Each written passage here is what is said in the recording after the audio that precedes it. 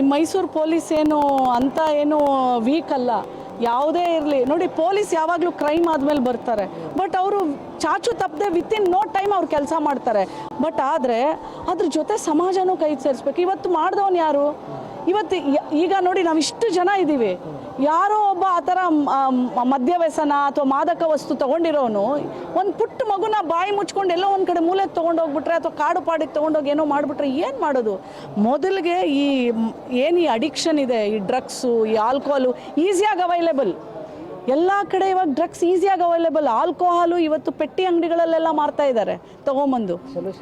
ಆಮೇಲೆ ಸಲ್ಯೂಷನ್ನು, ಪಂಚರ ಅಂಗಡಿಯಲ್ಲಿ ಸಲ್ಯೂಷನ್ನು, ಫೆವಿ ಬಾಂಡು, ಅದನ್ನು ಖರ್ಚೀಫಲ್ಲಿ ಹಾಕ್ಕೊಂಡು ಬಾಯೊಳಗೆ ಇಟ್ಕೊಂಡು ಎಳಿತಾರೆ, ಆದರೂ ಮತ್ತೆ ಬರುತ್ತೆ. ನಾನು ಇದನ್ನೆಲ್ಲ ಇವತ್ತಿನ ಕಾಲಕ್ಕೆ ಅಂದರೆ ದುಡ್ಡು ಬೇಕಾಗಿಲ್ಲ ನಿಮಗೆ, ಕಡಿಮೆ ದುಡ್ಡಲ್ಲಿ ಮಕ್ಕಳಿಗೆ ಕಿಕ್ ಹೊಡೆಯುವಂಥದ್ದು, ನಶಾ ಬರುವಂಥದ್ದು, ಇದೆಲ್ಲ ಇವತ್ತು ಸಿಗುವಂಥದ್ದಾಗಿದೆ. ಇದನ್ನ ಮೇಲೆಲ್ಲ ಕಟ್ಟೆಚ್ಚರ ಮತ್ತು ಇವನ್ನೆಲ್ಲ ಕಂಡೀಷನ್ ಆಗಿ ಮಾರಾಟ ಆಗದೆ ಇರೋ ಹಾಗೆ ಇನ್ಮೇಲೆ ಸರ್ಕಾರ ಮಾಡಬೇಕು. ಖಂಡಿತವಾಗ್ಲೂ ಸರ್ಕಾರ ಮಾಡಬೇಕು.